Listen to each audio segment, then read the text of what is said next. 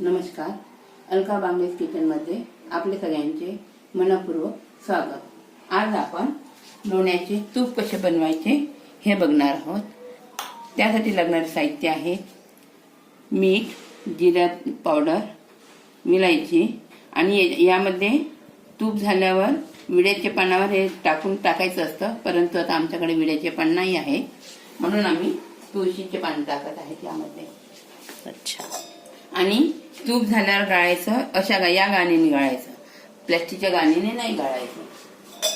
आणि आता या तुपामध्ये तूप आम्ही थोडं काढून ठेवलं, लोणी.